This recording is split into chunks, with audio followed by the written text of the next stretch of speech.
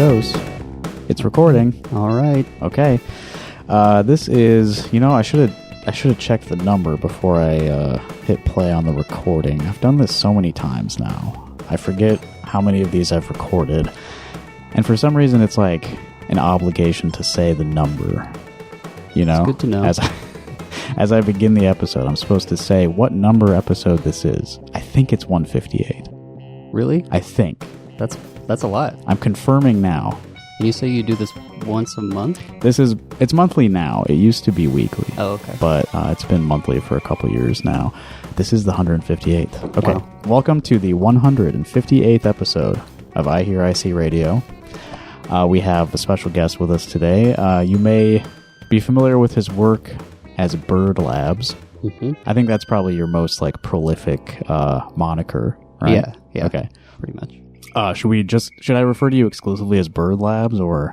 Yeah, I guess that's fine.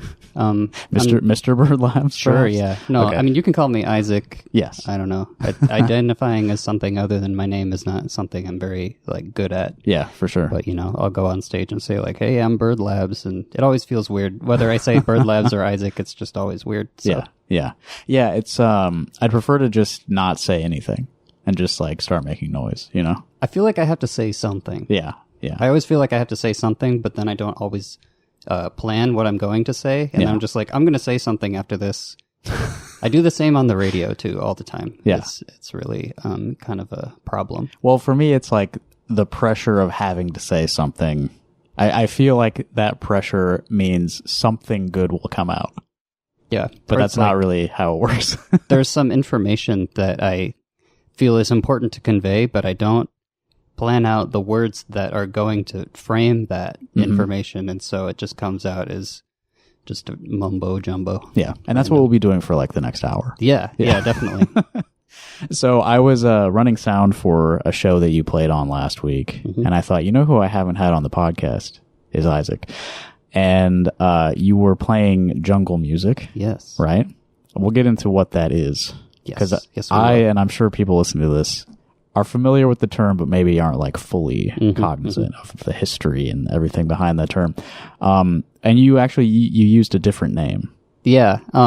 So because the way I'm going about making music, this jungle music thing, I mean, it's a different genre than I usually do. Yeah. It's a little bit more strict in the guidelines that I'm following, and it's not my usual whiny, low tempo, mixed genre slop that I have been putting out for the last 20 years. I figured I should probably call it a different name. So I'm calling this Pure O. Pure O. Which is a form of obsessive compulsive disorder characterized by it's just purely obsessive. Right, less compulsion. Or zero compulsion? Maybe not zero. I don't think anyone can have zero compulsion whatsoever. Yeah, but that'd be an interesting life. Maybe just the disordered part is... Yeah, just obsessive disorder. Yeah.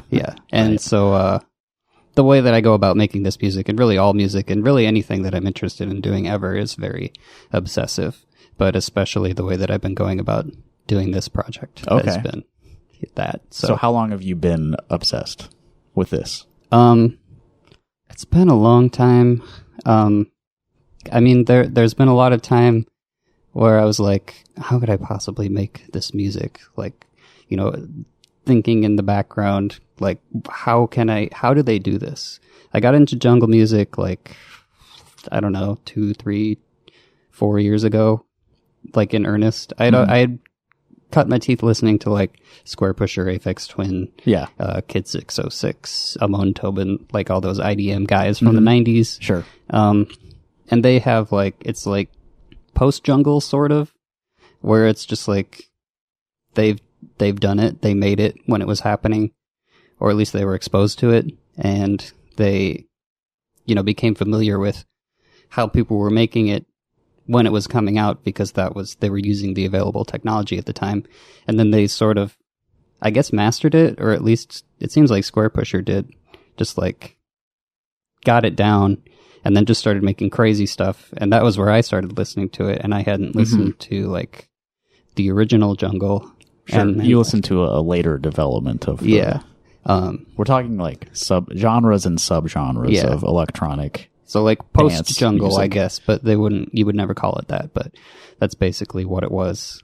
And then I didn't discover, but I started listening to like real jungle, original jungle, and it just, it's really like exhilarating and fascinating, and like learning about the way that they would go about making it and all the ins and outs of it. It's just, I found really fascinating. Yeah. And I just wanted to be a part of it, even though it's, it really was a subgenre that lasted at its peak. Like for real, it was like a couple years, like a year or two. Right. That people were doing this all over London, basically. So I really wanted to know how they did that and to make it, and just like, I don't know, I would listen to it and I would just be like, I want this to be a part of me. Like I want to be inside of this music because it's so like fun and exhilarating. I want to like be on the stage making this happen. Can we hear an example Of mine? of yours? Yeah. Yeah, sure. So this is the song called Pure O, which I called that before I decided I would make a new project name called that. Yeah, This yeah. is my first like full jungle song. I did one on a poly tracker that was just sort of breakbeats strung together, but I haven't really kept that because it wasn't really like a cohesive track. So What did you say? A poly poly-end tracker. Poly-end tracker. Okay, Thank you. That's another little wormhole, rabbit hole. So a tracker, a lot of early jungle music was made with a tracker. It's basically like a way of, it's almost like a spreadsheet for music. It's like programming a sound chip, right? Sort of, yeah. I'm familiar with the term tracker with like video game music of like this era. It's that, yeah. Yeah. So you just, pop in a note and then you scroll down and then you pop in another note and the last one stops and the next one plays. And that happens to be really good for making jungle music. And so I borrowed one from my friend that I used for a few months, and I was able to make some really cool break beats with it. But then I had to give it back. And I've been kind of wanting to get one, but haven't had the money. So Sure. haven't done it. Yeah. So I got this Yamaha RM1X from this guy in Cedar Rapids who didn't really seem to understand that it's actually a very valuable and rare piece of technology. So he sold it to me for $200, but like I had to hound him for like months. Just like, hey, I have $200. Let me give you $200. I'm driving to Cedar Rapids right now. Sell me this thing. Yeah. And be like, okay. Yeah. Come to his house, bang on the door.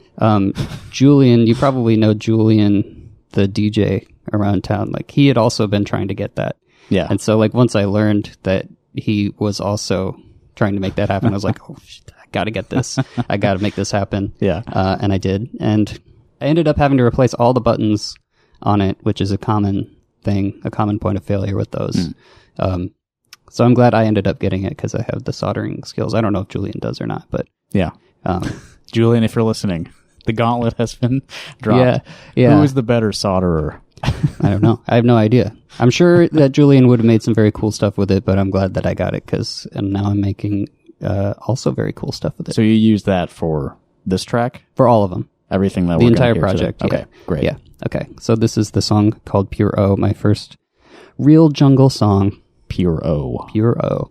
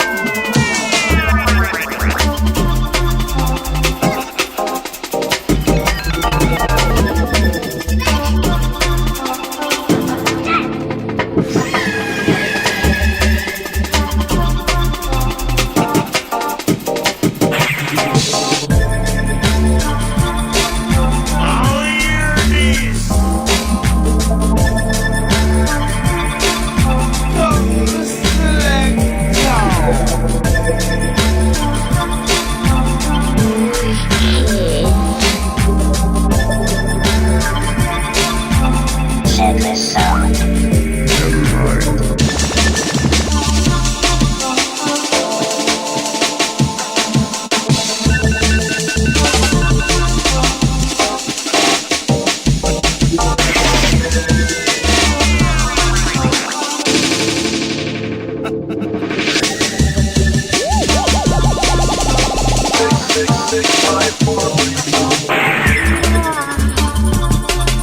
Chummy come on, puts me nearly dead with laugh. I watch the people rush it door like a batch of choco. Sunshine there, you have time for the bus ride. Full time there, you have time for the bus ride. Chummy come on, puts me nearly. I want the people rush it door. Sunshine there, you have time. Full time there, you have time. Chummy come on, puts me nearly. People rush it door. Sunshine there, you have time. Full time there, you have time for the bus ride. No! Chummy come on, put me nearly dead with laugh. I watching people rushing door like a batch of choco. Sunshine there, you have time for the bus ride. Check this out. Chummy come on, put me nearly dead with laugh. I watch the people rush it door like a batch of choco. Sunshine there, you have time for the bus ride.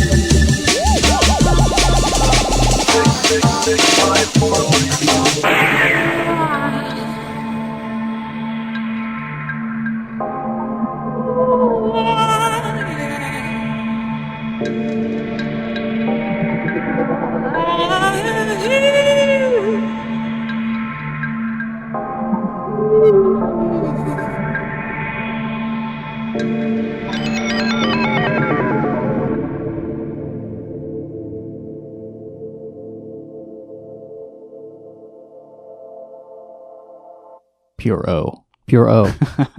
Okay, there's a lot going on there. Yes. There's a lot in that. So what makes that jungle? The main thing that makes something jungle is basically taking a drum break. Usually it would be from like an old 45, like soul music from the 60s or 70s, like a lot of James Brown. Mm-hmm. A lot of things that don't have James Brown's name on them, but are actually related to James Brown in some way, oddly. There's, of course, the Amen break, right, which is in that song. Everywhere. I'll go ahead and play that. Yeah.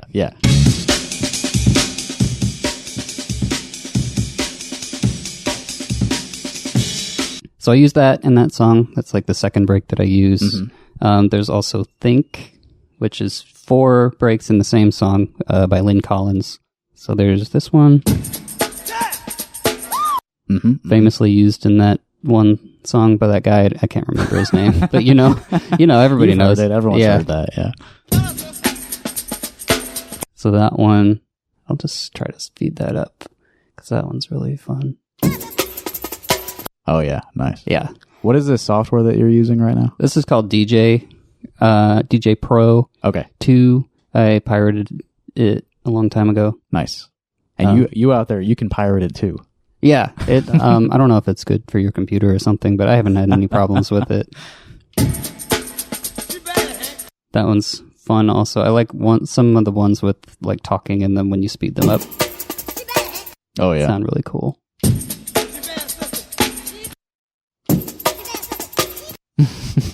And then I also used one called Hot Pants, bonus beats by Bobby Bird. I'm coming, baby. I'm coming.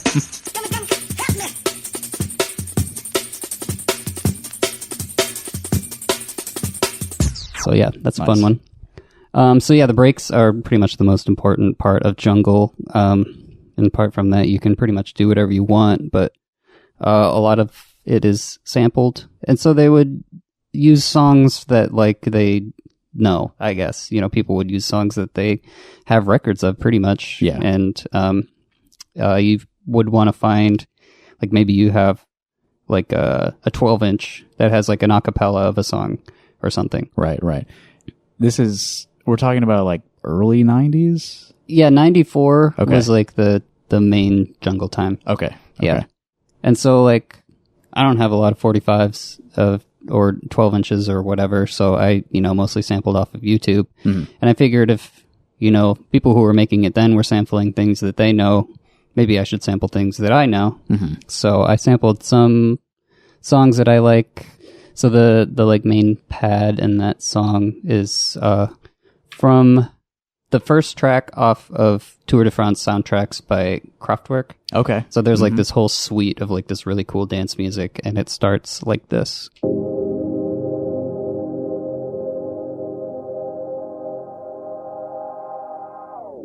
Nice. And then, yeah, you can hear that at the end there.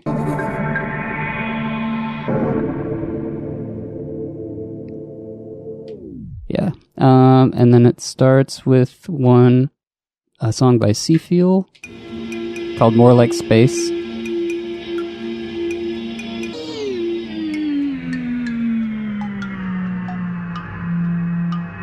I don't think that even gets down that far. Then there's this is fun. The vocal, like, Jamaican sounding guy. Is that from the G.I. Joe? It is, yeah. So let's go ahead and check that out. It's from one of those dubbed G.I. Joe PSAs from like 25 years ago. Billy, you think I can have some more?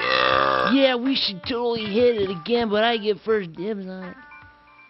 To me come off, but me nearly dead with laugh. I watch it people rush the door like a bash. Chuck up, fun time there, time for the bus ride. Sunshine there, a time for the bus ride. Sunshine there, a time for the bus ride.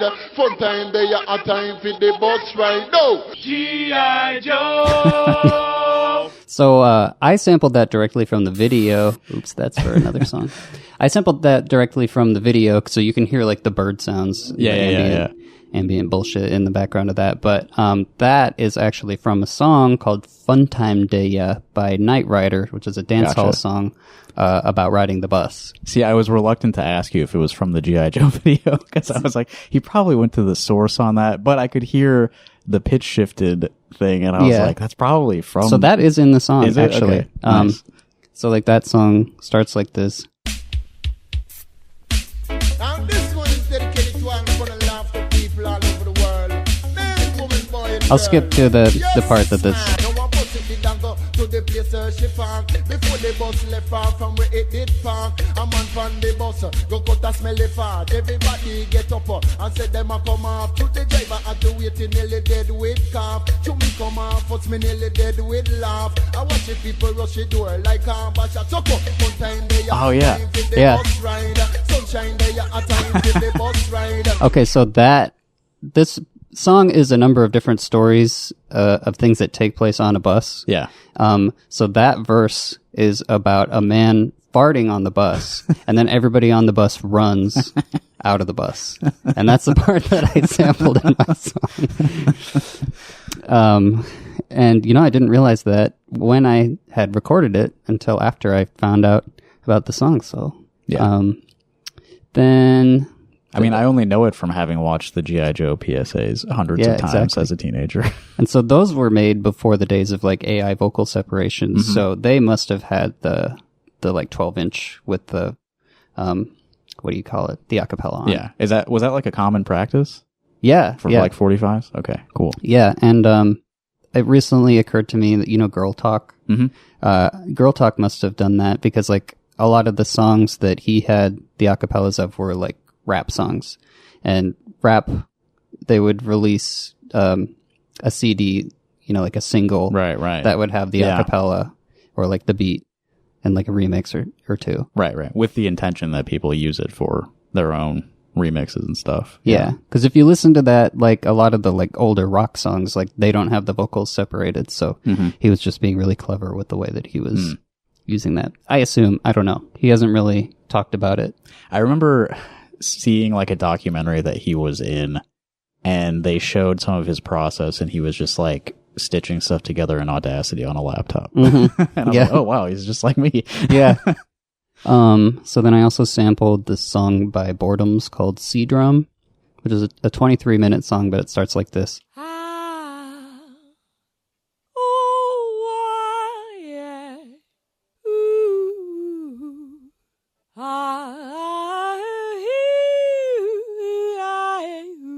And then that gets into, classic Boredom stuff. Yeah. Then I found a bunch of sounds from like this 0G sample pack. So I downloaded like 350 or 400 gigabytes worth of 90s sample CDs. Yeah. From the internet. So yeah, a common theme with the stuff that I'm making is stealing things. Yeah. Getting things for free, including all of those samples. So yeah, some of those would include, let's see, what's this? That sounds familiar. Does it? Yeah, that's like from Wolfenstein or something. Really? Maybe. Oh. Yeah, see, I would love to know where all these things come from, but they're not like cited in the 0G pack. They're just like fair use for whatever reason. Yeah. What's this one? It's vocal. Well, wicked. Okay, that one. Well, wicked. That one I had been looking for a long time because it is used in this Mr.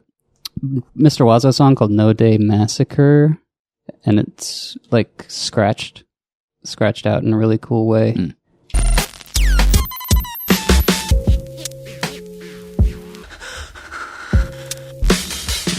Let's see where...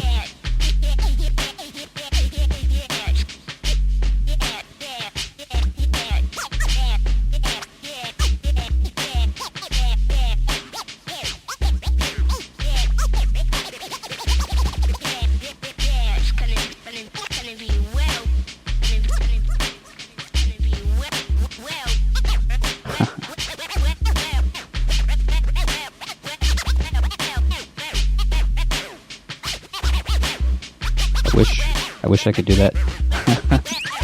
Well, you're using this like USB controller. Yeah, so I could try. So I found that. I finally tracked down the original source of that sample. It's a track called The Wheels of Steel by Simon Harris. So this guy, Simon Harris, he made like 1 million sample records called Beats, Breaks, and Scratches. This is before he released that series. This one is called Bass.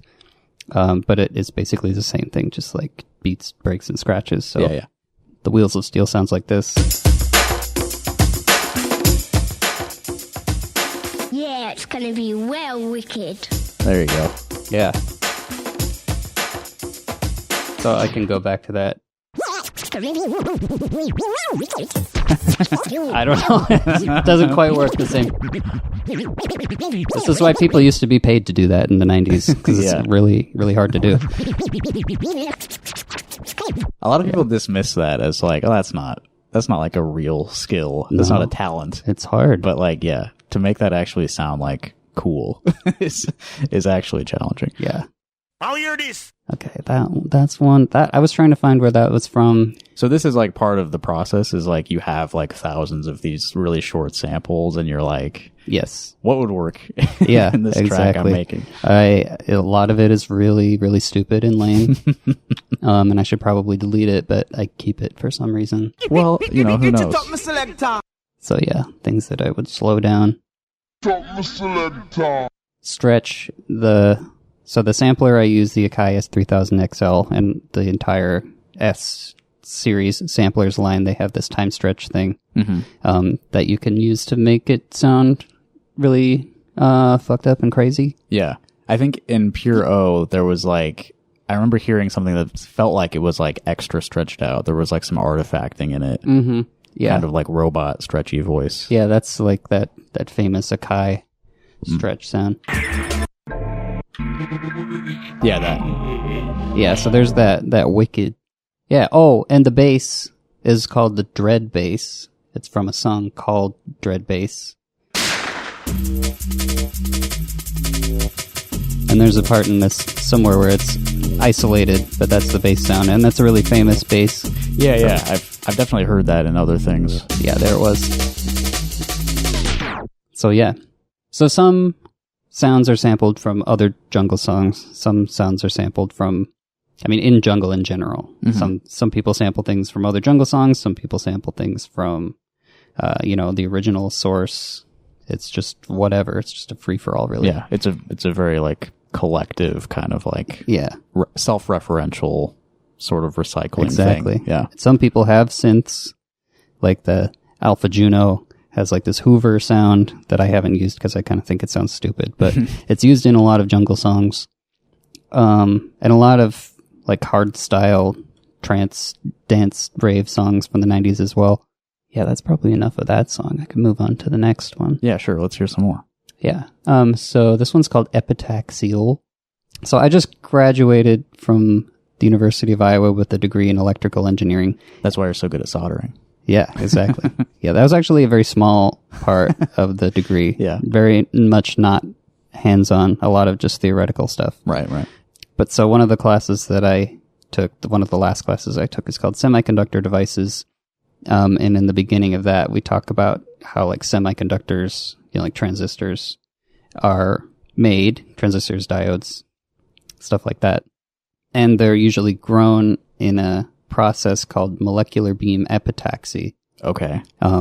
Where a laser beam will like shoot particles at like a wafer, I guess. A wafer? A wafer, like a silicon wafer, and they'll shoot like dopants to make it like more positive or more negative. Okay. Depending on what is required. Yeah. And so that's like epitaxial crystal growth.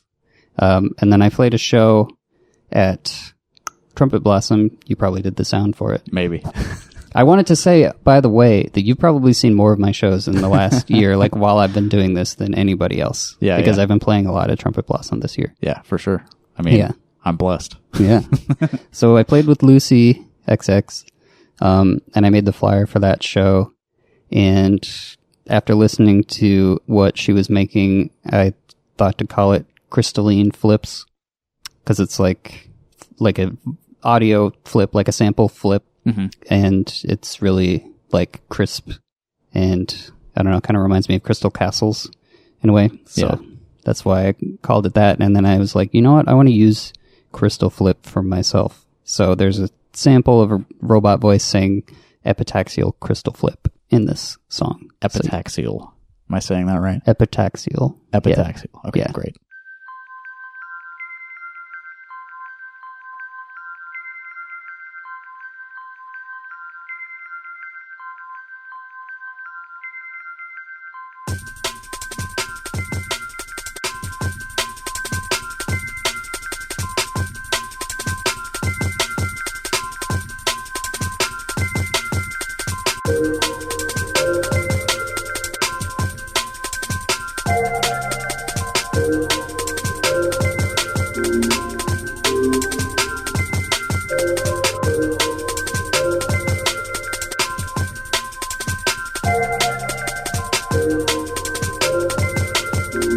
Epitaxial crystal flip.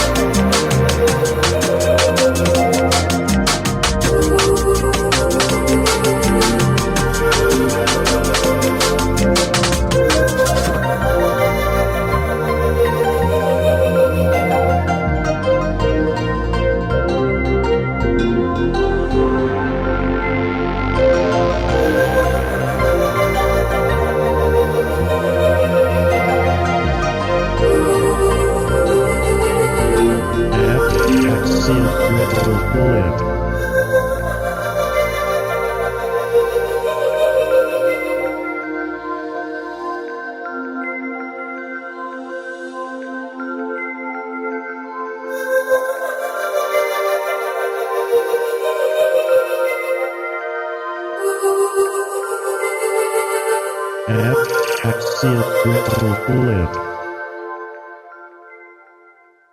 Epitaxial. Epitaxial.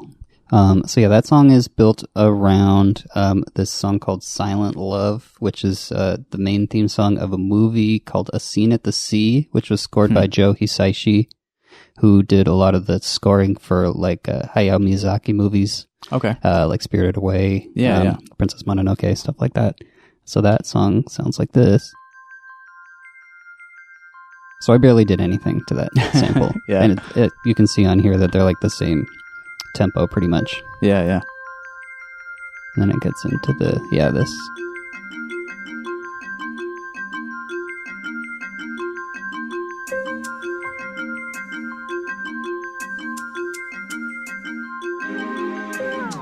Okay, so that already has like a lot of like the layers in it. Exactly. Right. Because my thought while listening to that was like, this will all work so well together. Yeah. Yeah, well, a lot of it is prepackaged very conveniently. And then there's the robot. I think it's just like Apple speech I recorded onto a reel-to-reel that I have that can, it has this feature called Q, where like you can make it so you can run the tape over the heads, so you can cue up where you want it in the tape, and you can hear it, as opposed to like not having the cue on and you can just move it around, you wouldn't hear it. So it's like, it's sort of like tape scratching in a way.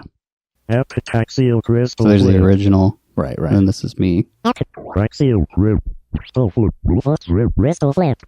So that's you're moving the tape? Yeah, so I'm moving like both reels of the tape with my hands across the heads to try to make it sound cool. Okay. And then I just recorded a bunch of that and then cut a bunch of it together, hoping that it would sound okay. And it sounds kind of stupid and weird, but like, it was fun. Yeah.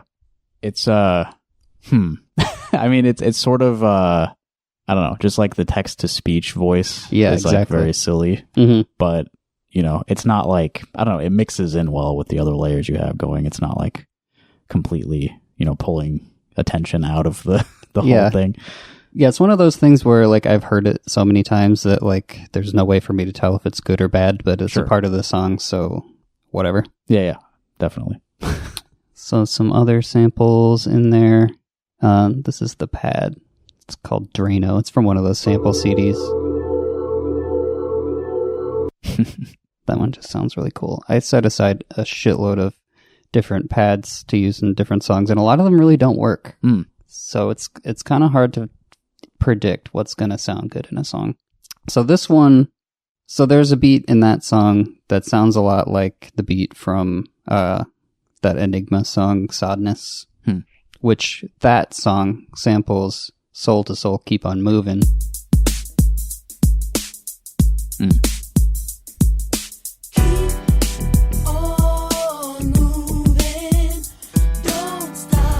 But mine doesn't actually sample that. I sampled a beat from the Yamaha QY700 sequencer, which is a predecessor to the RM1X. It has a bunch of built-in patterns on it. And I just thought it sounded really good. And it was kind of funny how it sounds like the Enigma song and is definitely trying to emulate that, but it's, you know, not quite accurate. The same. Yeah. I really like when the drum machine is exposed at the beginning of what you just played, it sounds like kind of cheesy, and then when the bass kicks in, it's like, oh, it's perfect now. Yeah, and then, you know, they had that exposed drum beat that sounds really good and just made it really easy for people like Enigma to steal it from them. And then there's the vocal sample in there is from the song Shepherd Moons by Enya.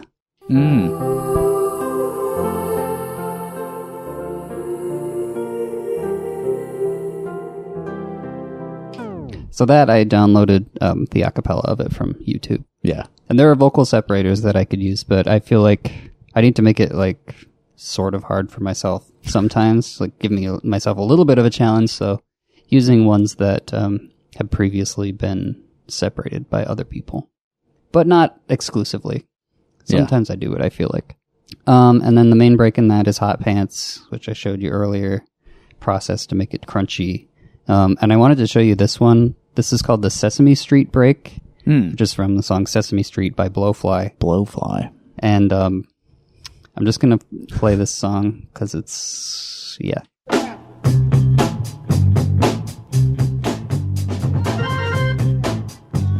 I'm sure you all know about the TV network show called Sesame Street.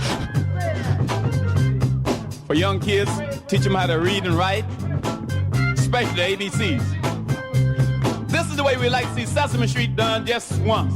Listen. There's the break. A, ass, B, bastard, C, con, D, dickhead, E, eating pussy, L, So, yeah. fucking, G, I'll just play the whole thing. Why not? pussy, What was that? I'll play the whole thing. Oh, that was Good Pussy. Oh, good pussy. Yeah. Okay. intercourse, J, juicy pussy, K, kiss my ass, L, long dick, M, my long dick, He says it before. nasty ass, O, oversized pussy, T, breast, Q is for quick nuts, Quickness? R, rectum, Rectum. S, stinky pussy, T, turd cutter, Turd cutter. U, Nice. Sounds like terracotta. pussy, V, very good pussy, W, wild motherfucker, X, Wow. extra piece of ass, Y, your big pussy, Z, zombie pussy. That's very good. Zombie pussy. But Zombie that's why I'm pussy. staying For after jacking class today.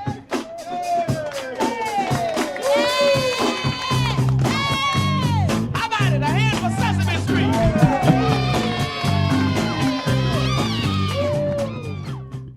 Nice. Do we have a year on that? Oh, I don't know. Yeah. Sesame Street by Blowfly. A classic. Yeah, a Surprised I haven't classic. heard that before. A very famous break. It's used as they call it the copta break sometimes in a way that it's processed. That sounds like this.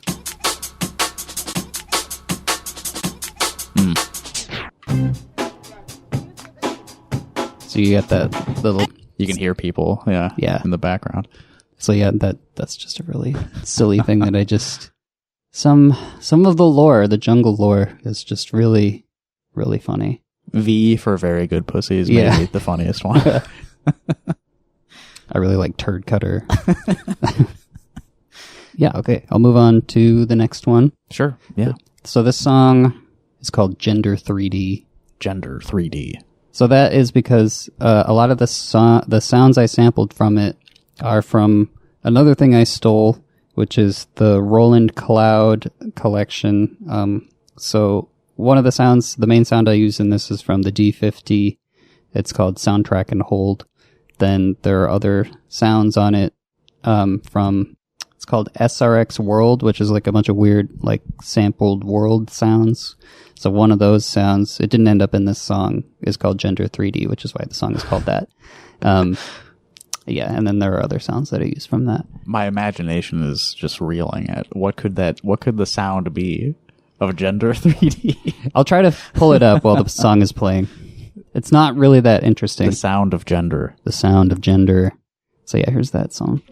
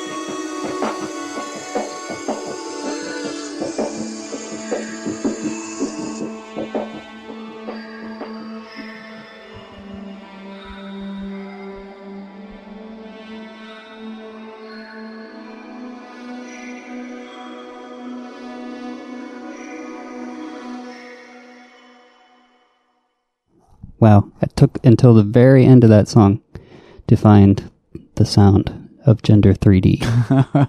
Yeah, Izaak was hunting through his file collection. So let's see. At long last, Gender 3D. Oh, I gotta do this. One of these.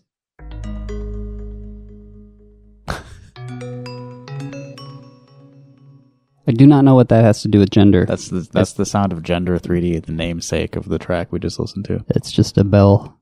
Yeah. Huh. Just a bell with some echo on it. Make you think about gender, everybody? There's also one on there called Genderous SRX. Genderous is... Genderous. It's very genderful. Yeah, the feminine of gender. Yeah. Very, it's, there's a lot of gender in it, I guess. So some of the samples in that song. I liked how the sort of opening atmospheric stuff didn't line up like perfectly rhythmically once the beat came in. Kind of added like a sort of dissonance that was interesting. Mm-hmm. Yeah, it's I even tried. I think it's well, it matches up like on like the macro level. Yeah. Like the chord changes like at the proper moments, but like before it changes there's like some weird rhythmic elements in there. Yeah. So yeah, that was my first experiment with on the RM1X putting together different tracks that have different lengths. Oh yeah. So I do that more in a later song, but most of the tracks are like 12 bars. Mm-hmm. But then you'll have ones that are like 8 or like 16. So they kind of like line up in weird different ways. Yeah, like a brick pattern kind of thing. Yeah. And the 12-barness of it just makes it like lurch forward in a very sort of disjointed, but I think kind of satisfying way. Yeah. Also, the weird rhythm of the soundtrack and hold thing definitely helps with the confusion. So let's see some samples in there. We got, I'll just start with, so I put, I used 2 samples of Grimes songs. So one of them is Genesis. It's from the acapella, but you know Genesis is this one. But then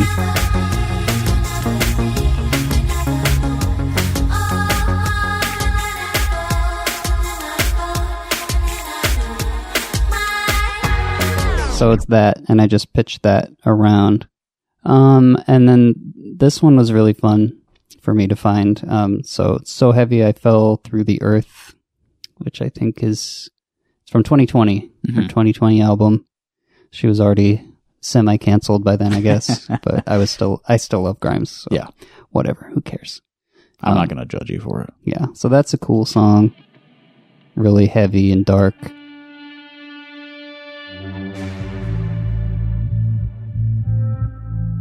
I'll just play through until it gets to the part.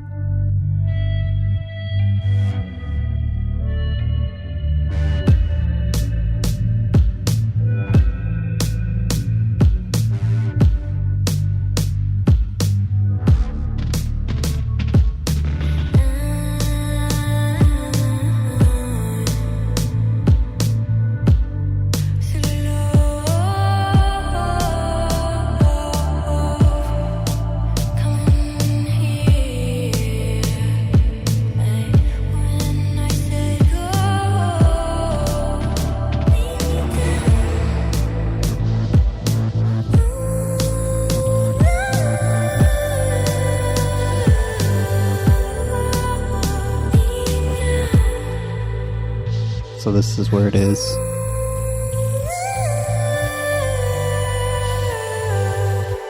And then I reverse it.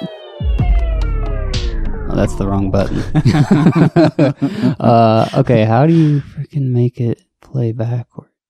Reverse. Okay, it's Alt-1. Okay. There you go.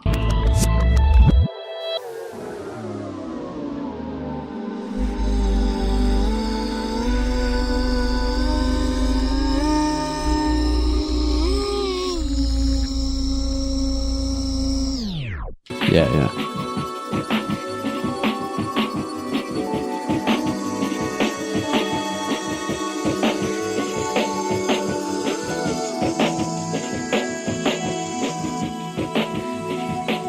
And so that beat there is from a song called Stone Thing by Alvin, Cash, and the Registers. Boom.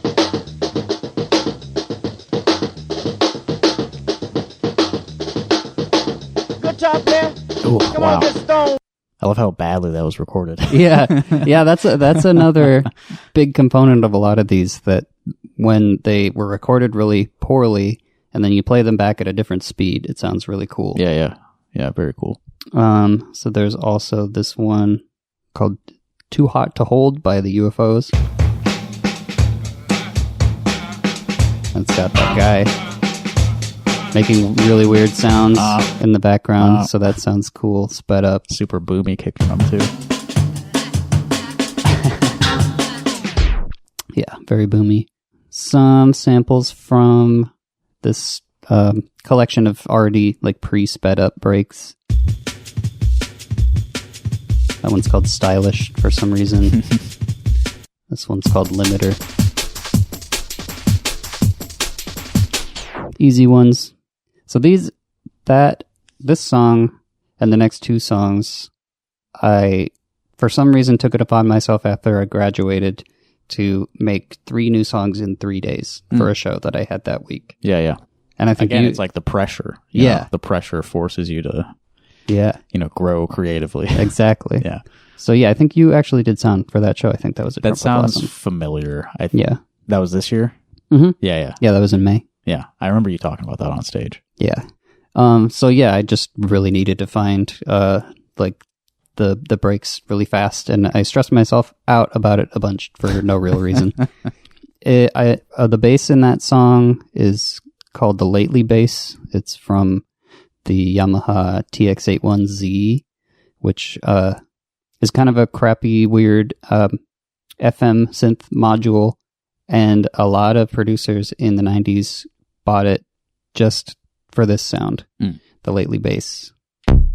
Just it cuts through a mix really well. Oh yeah, the attack on that. Yeah, it's just really intense. So you can hear it on, let's see, Pump Up the Jam. I think it's in there. No, it's not in that one actually. Let's see. Oh, it's definitely in What Is Love. Okay, it's a similarly like strong attack bass. Yeah. Though. Pump up the jam, pump it up. What is love? Baby, don't hurt me. Don't hurt me no more. Baby, don't Yeah, hurt me. that's a Lately bass. Okay. Don't hurt me no more. Nice. Yeah, Lately bass. There's a little percussive, like electronic percussion thing that I swiped from this really crappy Devo song. It's the single off of their album Smooth Noodle Maps, which I don't know if you're a big Devo fan, but Is that like the 90s album? Yeah. Yeah. And so like I haven't listened to that one. you shouldn't. I've heard it's not great. It's not good. Yeah. Yeah, they kind of shoved it under the rug because I think they were just on a lot of cocaine when they made it or something. It's just god awful, but it has this really cool percussion sound in the very start of it. And then it goes into this. If I had a hammer, I'd wake up my neighbors, pounding out a rhythm all about you.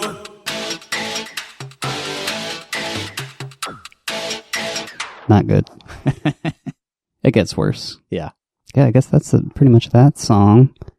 I don't know, any questions so far? So how is this distinct from like the work you were doing before you became obsessed with jungle? How has it changed like the music you're producing?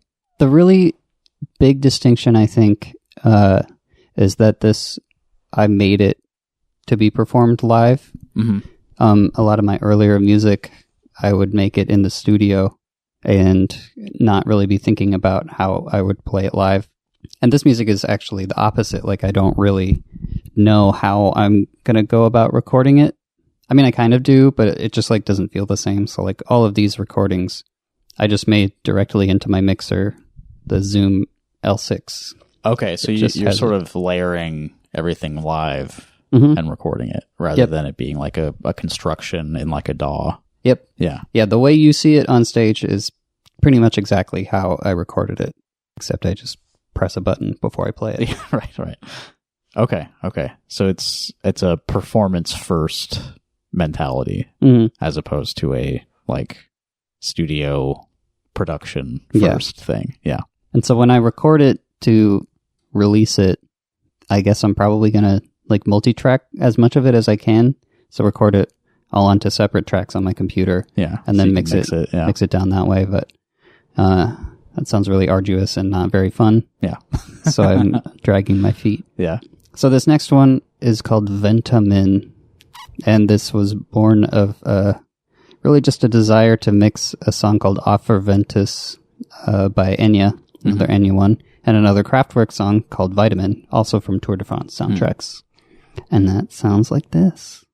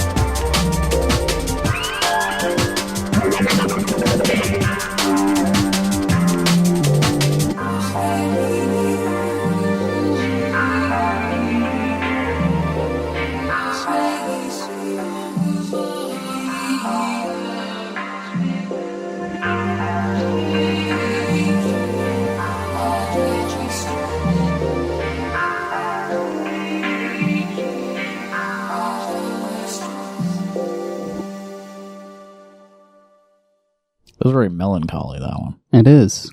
Okay, so the funny thing about that is that this is what the actual Offer Ventus song by Enya sounds like. Yeah.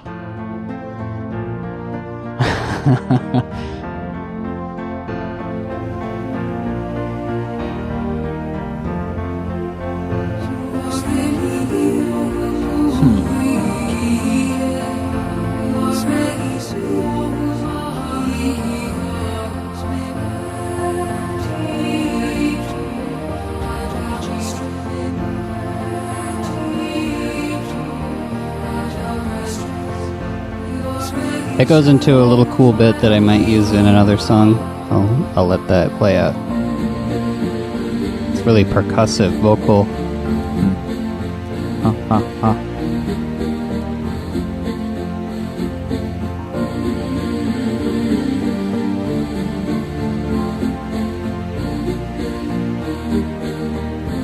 Oh yeah, it's a very upbeat Enya song. Mm-hmm. But yeah, that's one of those things where if I were to use that second section, it really imposes like a chord progression on the song. Yeah.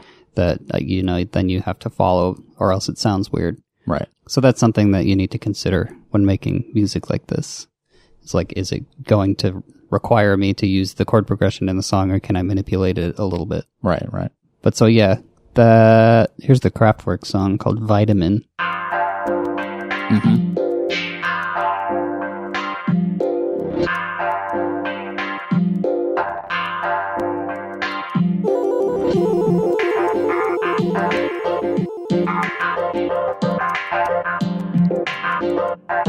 That's a cool song, just about different vitamins. What's your favorite?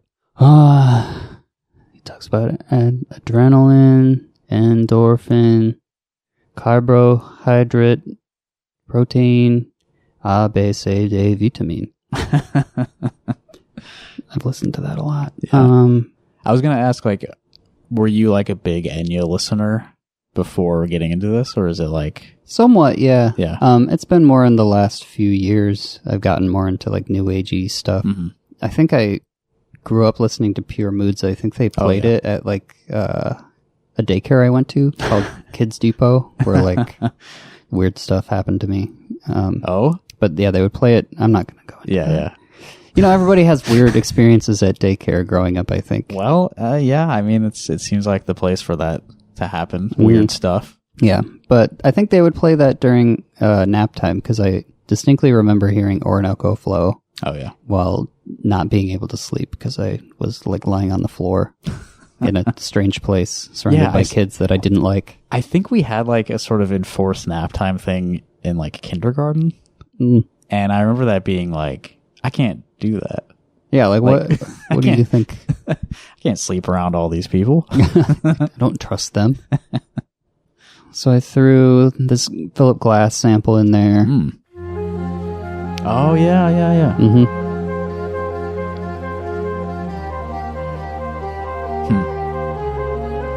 Just for fun. Speaking of chord progressions. I guess so, yeah. I did really like how that like kind of flute alternating arpeggio kind of stuff fit in when you inserted that. And then, so these next two are ones that I learned about recently, because I've just heard them in different jungle songs and didn't know like where they came from or really think about it very much. So there's like this like repeating doink sound. Yeah. That's from a dub song called Verse 1 by Josh Shaka, which has a lot of actually really cool synth sounds in it.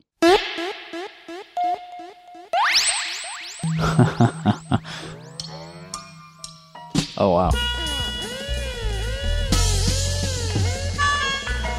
And then the other one is that like check, check, check, check sound. And that's from a song by Blackstreet called Physical Thing. Oh. Check it out. And you might notice that a lot of these samples come from the very beginning of songs. Yeah. It's a lot easier to find something when you started at the beginning, especially if it's on a record. Because, you just pop the needle on there, which I didn't do that for any of these, but, thinking of how they were originally accomplished. Yeah. These things were, they came about from practice. Mm-hmm. How was it actually happening? So, we tend to focus on the parts we can find on a physical object. Like, that sounds cool, I'm going to use that. Yeah. And then it gets codified into the canon of the genre. Right. Yeah, I was kind of thinking about that when you brought up the Grimes songs that you used.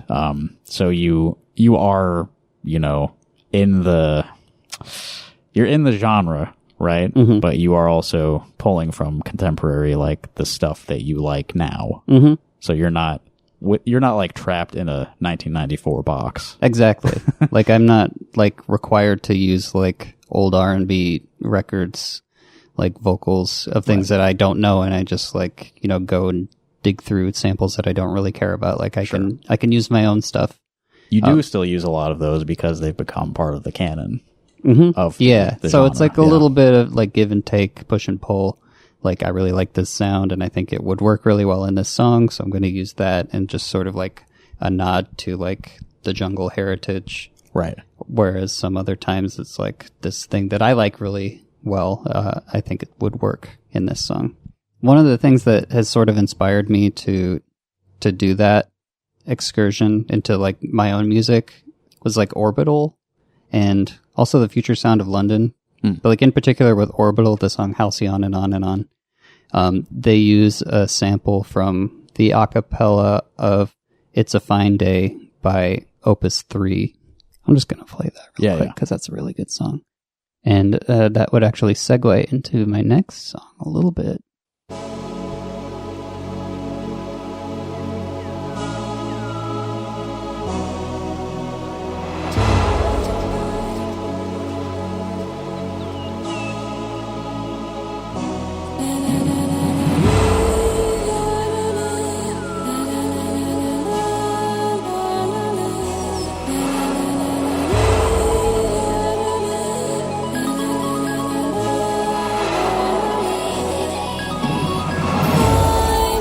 So yeah, they used that. And this is the Orbital song. This is the Orbital song. Also relevant because I bought this synth that they use in this, and I use it in my setup. It's called a Wave Station, Korg Wave Station. Yeah. I think they probably had the AD, which is a 2-rack unit thing that's like you can actually use it and program it. Yeah. I bought the SR, which is a 1-rack unit, very famously nearly impossible to program by the front of the unit. And I still haven't really tried. I pretty much just used presets. And a lot of the things you can't even edit anyway. So there are like 12, I think, banks of sounds. And you can only edit 3 of those banks. So they're just a lot of really cool sounds that you can draw from for, they got like guitar sounds, just like all the bread and butter sounds that you can think of. And then they have a lot of really cool pad sounds and like percussion sounds. So that's all over this music that I've been making. Yeah. The one in this is called Debussy on Wheels, and there's a tutorial by Bleeps and Bloops on YouTube of how to make it into this sound, which I've done a couple times for fun. That was like the first thing I did when I got it. Yeah. Like, I have to do this. And there's whatever her name is. I forgot. Jane something? No. From Opus 3. From Opus 3. No. Nope, can't remember her name. It's not Jane.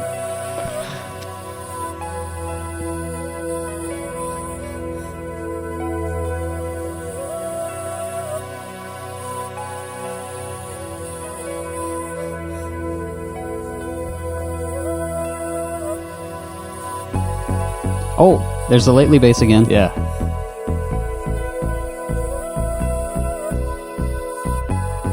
Oh, and the guitar on this, I guess you can't hear it yet. There it comes in. That's also from the Wave Station. They're just like bending it with the pitch bend wheel.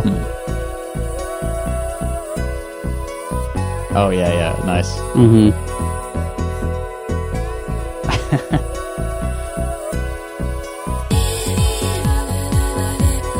There she is.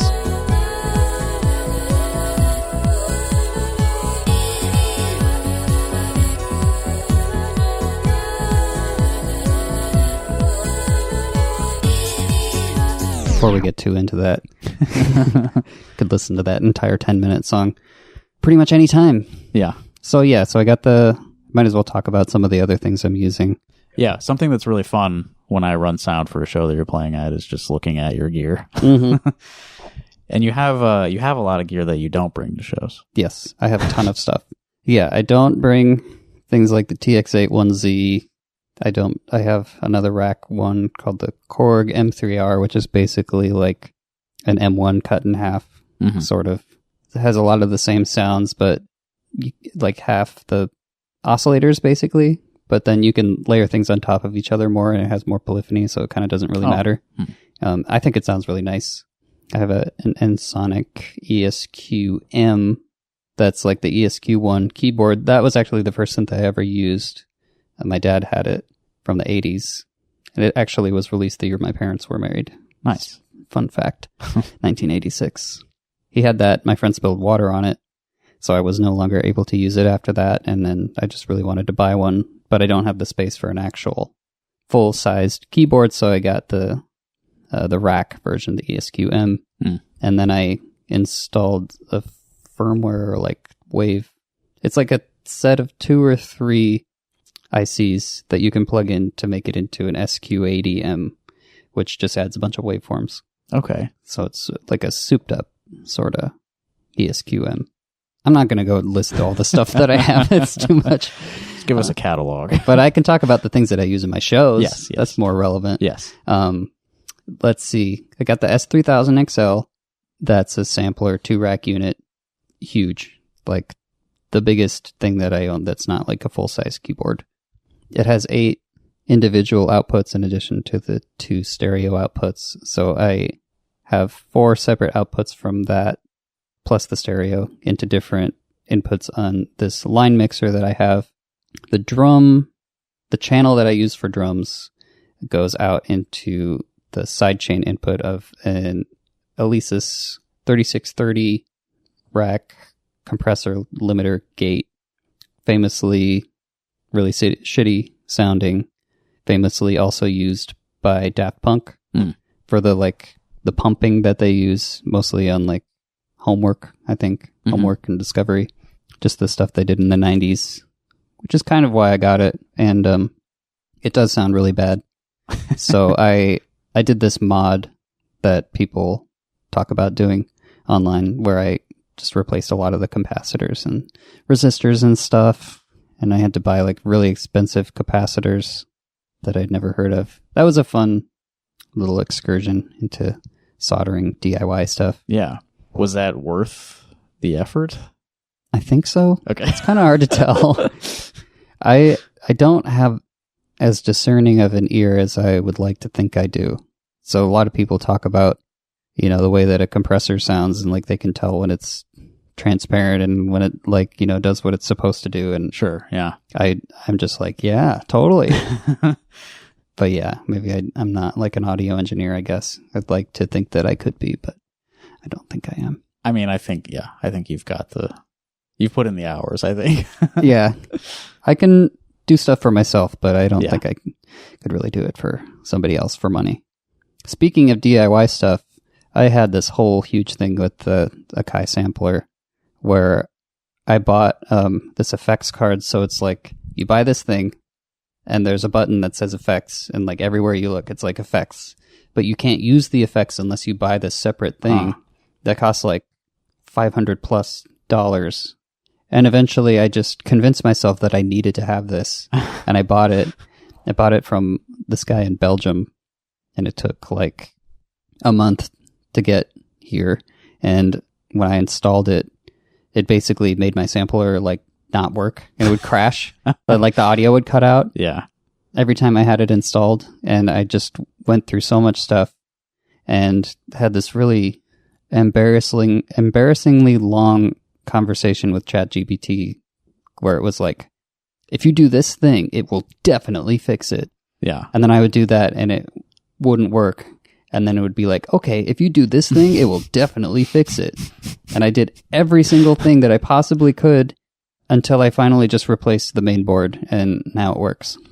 So now I have a non-functioning Akai S3000XL main. You just have an extra board. Yeah. In my basement, along with a power supply for it, which is another PCB.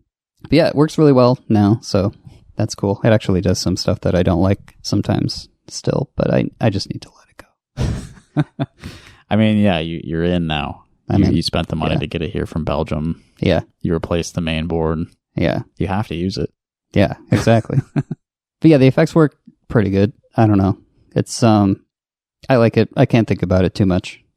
Can't think can't dwell on the past. All the trouble that I went to get these like semi-mediocre effects. Yeah. They're You're kinda invested. cool. Yeah. You got to do it.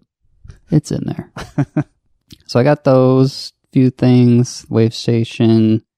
I have Quadraverb GT. It's the guitar version of the Quadraverb, which was famously used by a lot of the Warp guys that I like worship from the 90s. Aphex Twin, Autechre, Square Pusher, etc. They all used it. There's a pretty good breakdown of things that can do, also by Bleeps and Bloops on YouTube. It's very informative. He also has a lot of videos about the S3000XL. I actually bought a lot of things because of that guy. Yeah. So, shout out to Bleeps and Bloops, draining my bank account. Yeah. Then, I run the breaks sometimes through the filter on an MS-20 Mini synth, which I've had for a long time, and I've done a lot of different stuff with it. So, it feels kind of funny to bring along an entire, like, huge thing just to, run breaks through it for a show. But it's fun. It sounds good. Yeah. At the last show I played, I used a virus, original access virus, that I had also done a lot of DIY stuff on, because it came to my house, smelled like cigarettes. It smelled like cigarettes, and like somebody sprayed like really intense cologne to mask, cover the cigarettes. to cover up the cigarettes. Yeah. And then it had this really annoying noise, and so I replaced a bunch of the capacitors, and I couldn't really do anything about the smell, but it just went away eventually, fortunately. I have a Sega Game Gear that's like that. Like, it came just so pungent. Yeah. Yeah, some people don't. It's just their house. Mm-hmm. It just smells like it. And like, I don't use like really intense like laundry detergent or anything. Mm-hmm. So a lot of people's houses just smell like Tide. Yeah. And all their stuff smells like Tide, and they smell like Tide, and they have no idea. Yeah. And then they'll ship something to you, and it smells like that, and you can't complain about it because they have no idea that it smells like that. It's like, all right. I want my money back. Yeah. It smells like laundry. Somebody decided that this like fresh laundry smell is what everybody needs to be smelling all the time. Yeah. It's like the default main smell, and it's not good. If you're listening to this, we got to change this. Well, this is your first time in my house. Did you notice any smell when you came in? No smell. Zero smell in here, actually. There we go. We've mastered the smellless home. Yep. I'm impressed. It's impressive. So yeah, virus running the breaks into there, and then it has like this multi-mode, so I can play like other synth lines and stuff on it. The only one that has that recorded is the last one. I have two more. So yeah, I don't know. I'll just play the next one. Sure. This one's called Ponk. P-O-N-K. Ponk. Ponk, which I just learned today is, I think, a derogatory term for a gay man used in Miami, primarily. Really? Yeah. Ponk. I don't think I've ever encountered that. No, yeah. Yeah, I was just scrolling YouTube, and, like, there was this thing about, like, homophobia in black circles, and the main thing was, like, punk right in the middle. Like, oh shit. Well, why are you using that for this? Before you knew those connotations, where did it come from? It's just this sound that I recorded with the MS-20. Oh, so it's like an onomatopoeia. Ponk. Yeah, I just called it this for some reason. So this is the sample and hold, controlling the filter frequency. Sample and hold. That is fed from the white noise, and then it runs into like the LFO, which is a square thing, and it generates like these random signals. Yeah. So this is the part that I use just at the very beginning of this, and then it goes into this cool thing, which I'd like to use for something sometime.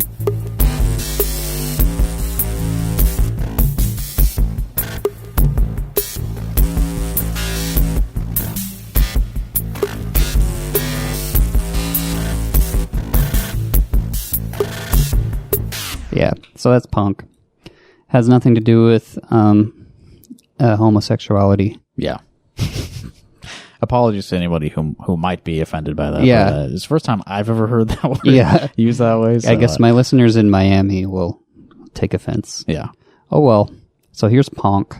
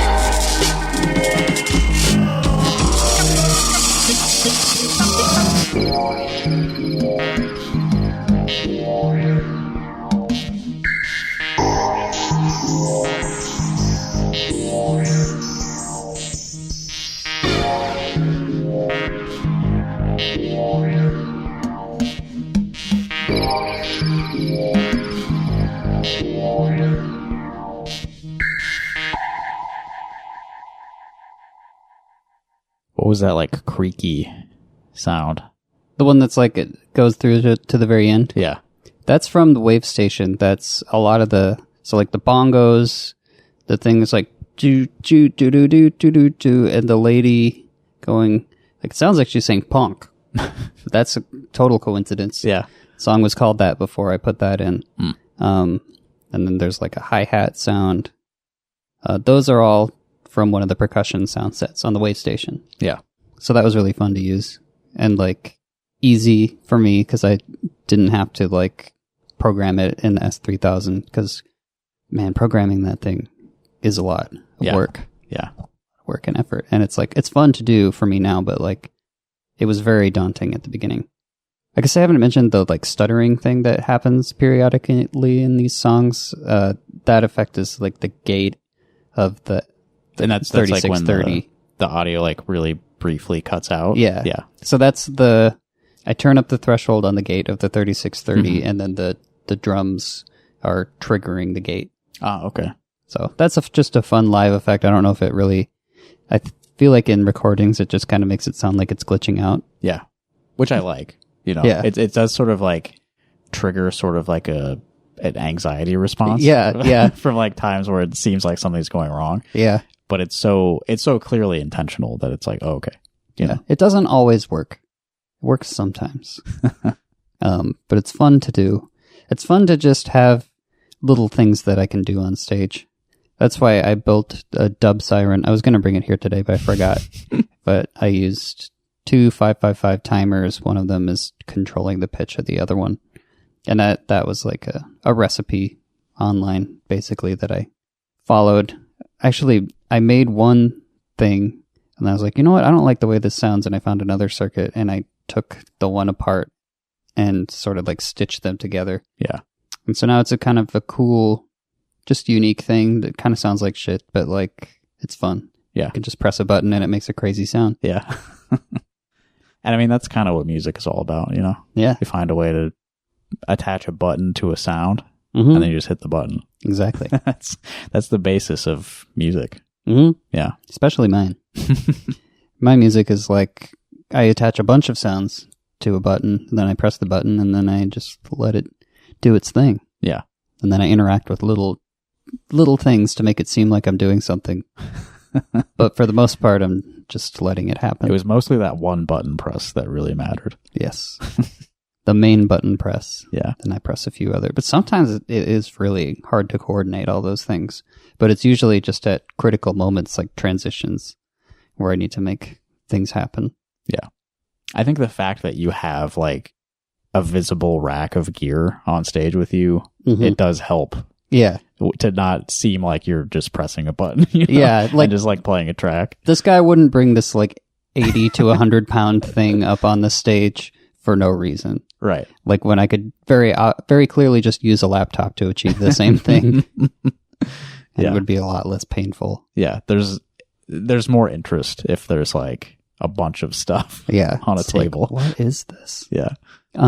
So yeah, some of the samples in that, like the main chord, that like pad sound, is from a sort of remix I did of the song All I Do by Stevie Wonder. So here's the original.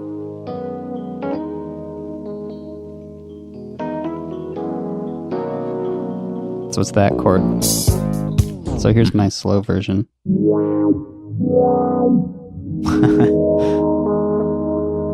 It's not really a remix, more like chopped and there it is.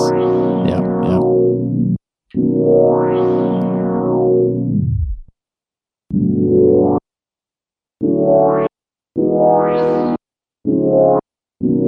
Yeah. Yeah. So that's fun to pitch around. Isaac was playing the same thing, but at different speeds for anyone who couldn't pick up on that. Yeah. There you go. More scratching. More scratching. I'm going to get good at it. And then the bass sound is from the synth that I built. I only ever breadboarded it. I never soldered it, so it doesn't exist anymore. I made it for a class for my previous degree. I called it the Hexagen Ripper. Hexagen 2612. So the 2612 is not heard in this because that's the FM chip from the Sega Genesis. Yeah, okay. Yeah, and I made another synth with that later. So that is called the Mega 2612 because I use two 18 mega chips to talk to each other. Whatever. Nice. More nerdy shit, but this is an analog oscillator with filter, LFO that I designed. But the other components I just stitched together from different circuits that I found online. Mostly designed by Renee Schmitz. Or actually, the filter isn't. So maybe not very much of it is. But whatever. So here's that's pretty much the bass sound. Yeah.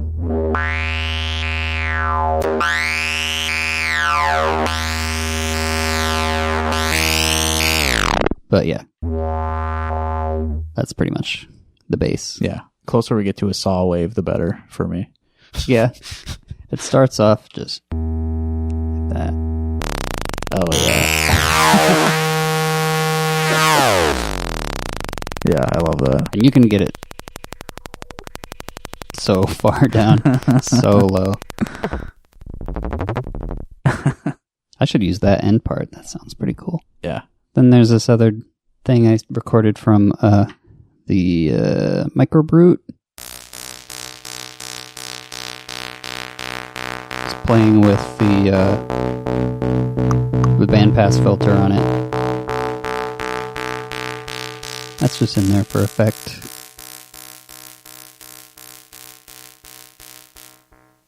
There's a shaker from this random, I guess it's not samba, but just Brazilian music. Bossa Nova, I guess, sort of. Not really.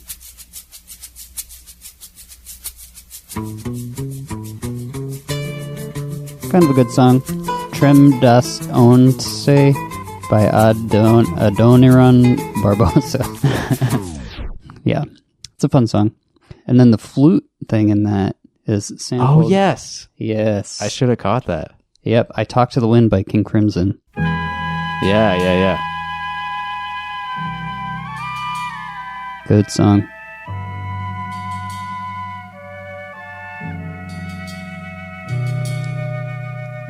So the reason I used that was because I had just gotten into Opus 3 because of getting really into the Halcyon sample breakdown thing. Mm-hmm. And they have a cover of I Talk to the Wind, and I didn't realize that it was a cover at first because I had forgotten about that song. Yeah. And so this is just a really crazy cover, and they, in the chorus of it, they use... I'll just let it get to the chorus because it's a cool song.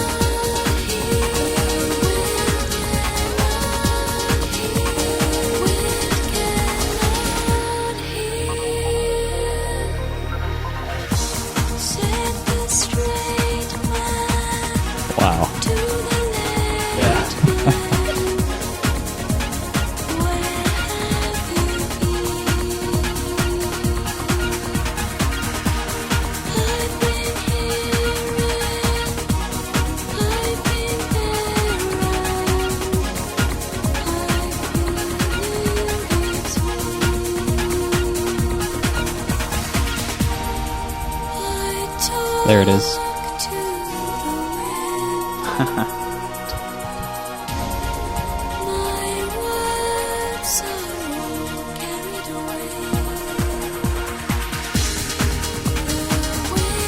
Yeah, okay. Wow, that's crazy. Yeah, isn't it? It's a really good song. Yeah. Really good cover. And I heard that and I was like, damn, I wish I had thought of that. Or like, I wish I could find like a really cool old flute sample that sounds that good. And then I was making this song, and this was one of the songs that I had to make in like a day. Mm-hmm. And I was like, you know what? Fuck it. I'm just going to use that the same one.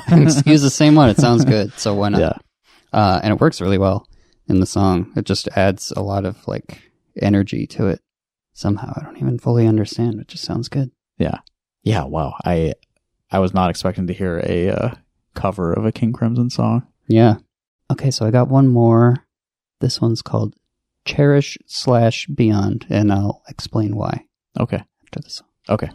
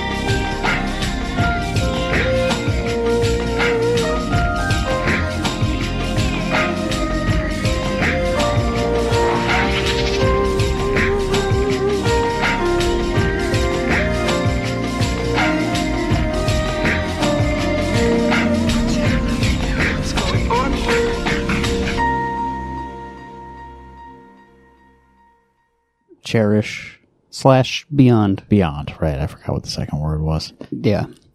So Cherish, because I stole the chord progression from a song called Cherish the Day by Sade, which I, in the course of making this song, learned is 50 Cent's Desert Island song.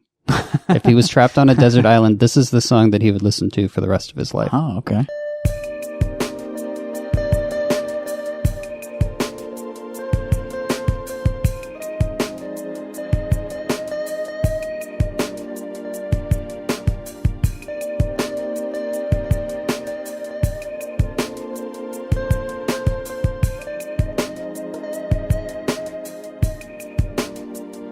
You're ruling the way that I move,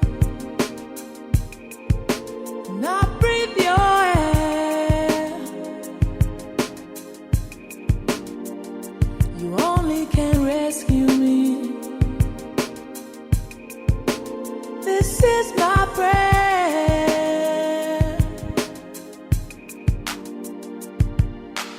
Yeah. Not a bad choice for a desert island song. It's a good song, yeah. Yeah. It's got a good vibe. It's sort of, you could have the melancholy of like, oh, I'm stuck on a desert island, but like it's sort of hopeful and love, whatever. Yeah, it's relaxing. It is relaxing, Help definitely. you deal with the stress of your own survival. Yes. And Beyond, because a lot of the samples that I use in the song come from the segment of the Animatrix called Beyond. Oh. So I'll just play some of those Is things. it the guy saying what's going on or whatever? Is that from this? Okay. So this is in it.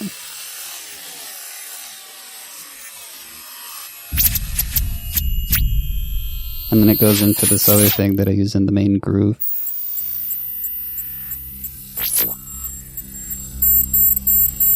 So I just repeat that part over and over. Yeah. And then there's this whooshing sound. Oh, yeah. And I reverse that. Yep. And then there's the what's happening. What's happening? What's going on here? So this is like she's being attacked by a bunch of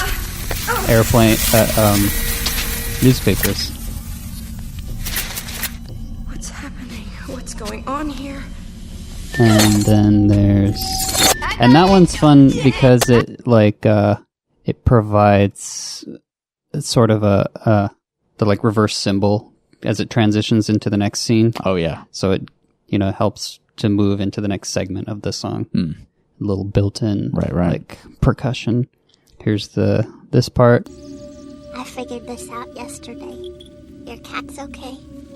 Yeah. This thanks. little girl being a sage to this lady who's really confused after she finally found her cat she's been looking for. Then there's this part where she learns this cool trick where she's floating. That was... What was that?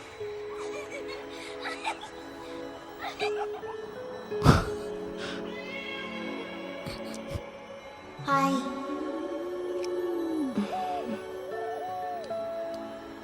Anybody home? That. Anybody home? Yeah. And then the last one is this that I use in the beginning of the song. Wow.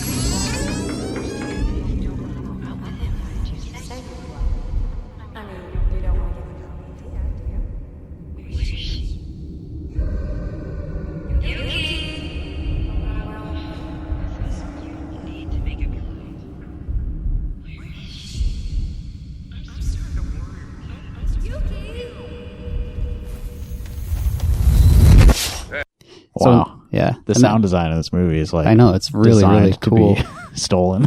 Yeah, it's really cool sounds. For the listeners at home, she just opens a door and it's empty and she hears a bunch of sounds. Pretty much. And then of course you have the beat, the main beat. Okay, so this is another Simon Harris thing from one of the Beats Breaks and Scratches. This one's called Garibaldi Beats. So this is what I sampled, but it's a rabbit hole.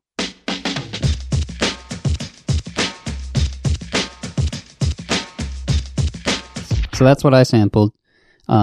That comes from this song by Chris Biscuit called Rhymes to Kill. I don't know how he got the sax out of there. Yeah.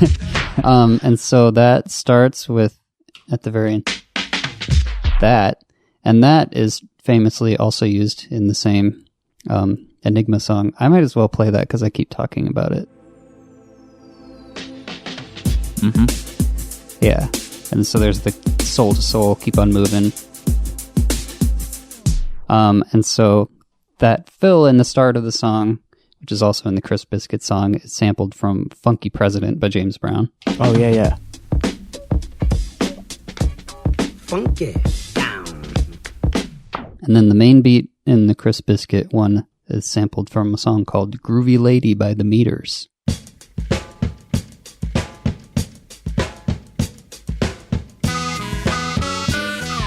So that I just learned the other day. I got the sax from The Working Hour by Tears for Fears. And so I have a tape of this that I've had for a really long time, and it's gotten really warped over the years. So the warping that you hear in the song is a result of the tape. It's actually on the tape. It's actually on the tape. It just sounds terrible. And this is the second song on the tape. By the time you get to like Head Over Heels, it's just pretty much unlistenable. Yeah. Oh, and it's right at the beginning. Yeah. Yep. Exactly. Convenient. Didn't really have to do anything.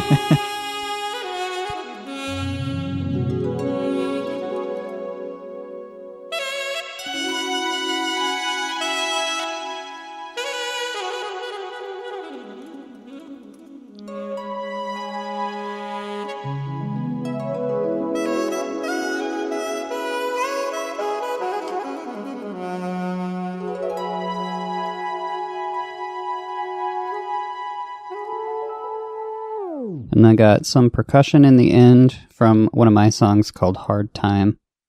So this is just the lead up to that.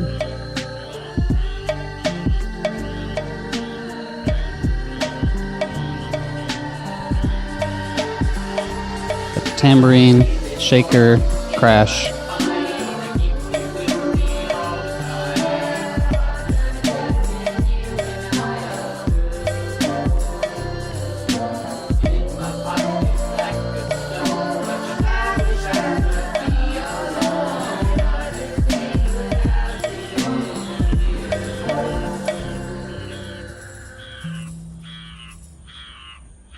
So I recorded those percussion things into the sampler so I could play that song live. And I frequently feel like I need a shaker and a tambourine crash, and I just will pop those in to whatever. Fair use, because it's my own stuff. Self-sampling. Exactly. Yeah. It's fun to do that, be able to do that sometimes. And then there's the vocal sample at the end. And this was such an endeavor, an ordeal, I'd even call it. I really wanted to find just like a good vocal sample of like, have you ever heard Deep Forest? I don't think so. Okay, I'll play Deep Forest song. So they used a bunch of like field recordings from usually like Africa, I guess, sometimes like India, often without permission. Yeah. They got in a little bit of hot water for it sometimes. So the one in this song was recorded by a field recording guy named Hugo Zemp. It's Oraguela Lullaby. It's not this part. When we'll get into it.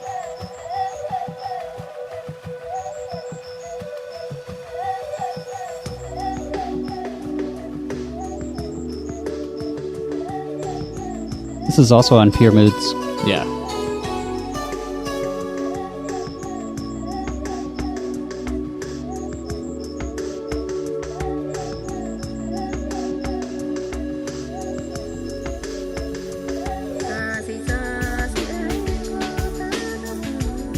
This is the lullaby thing.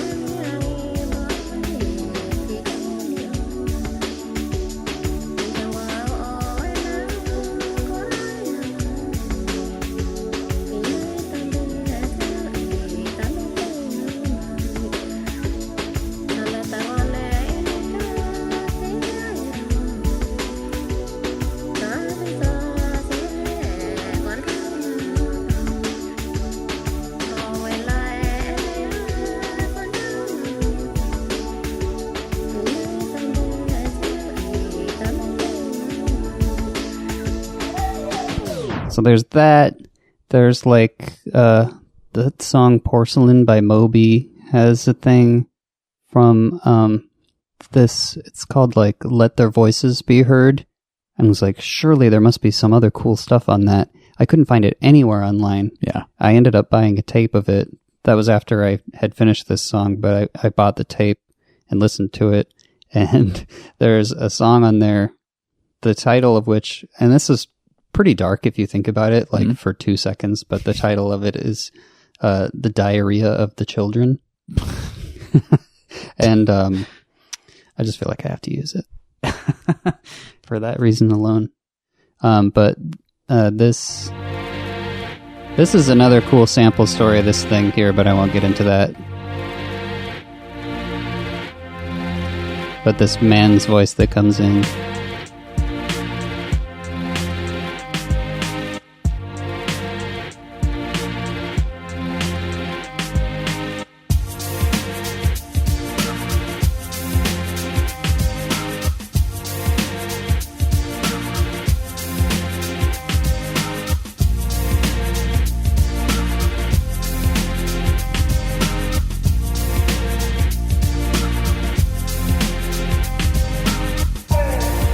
That. And this has the piano that also sort of inspired that song of mine. Right. So like I wanted that. Like I wanted the experience of like finding a really cool sample, like vocal sample that I guess would be, ethnic, questionable, maybe like origin. Like, where did this guy find this? Is he allowed to use this sort of thing that like, like who is this white guy that's using this ethnic sample? I guess I wanted to have that experience for myself. You wanted people to be asking that question about you. Yeah. Like who the fuck does this guy think he is using this sample? Right. And so I did a lot of digging. I have like a bunch of, the different like ethnic sound set, like of those CDs. Those sample CDs. I have the 0G Ethnic. I have this one called Best Service Ethnic Journey Sound Cube. And I got one of the percussion samples that I used from that. So that's in there. But this was like a weird like Google AI thing. Just like, I didn't look up Google AI, but I was just looking up like, where did some sample come from?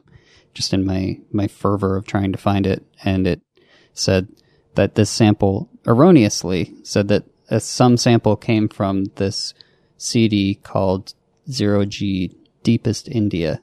Yeah. And so I didn't have that on my computer, surprisingly. So I went to a lot of trouble to find it. And I ended up finding one that was a file that was formatted basically for an Akai S-Series sampler, so I couldn't read it on my computer, so I had to download some other software that would allow me to read it and copy the files to my computer. And so I did that, and one of the ones I found, or like a few of the ones, it's like little bits of songs from the same thing that are different samples. So this is a section called Manlo. Highway mere dade araba jamiya kinane le janiya hai madhaniya.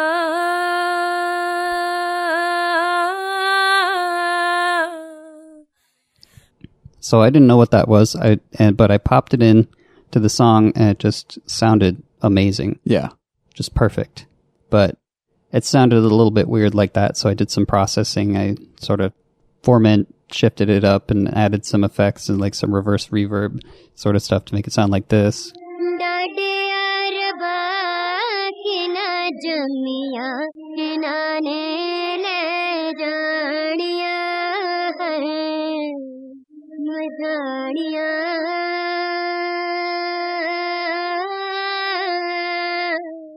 So not wanting to be like a complete thieving jabroni, I wanted to at least get some context for like what this was, where it came from. Yeah. And I came across a page that had the same curiosity as I did, and it explained where a lot of the samples from the Deepest India thing came from, and also different places that they were used. Like one was used in some song in the show Firefly. One was used in Xena Warrior Princess.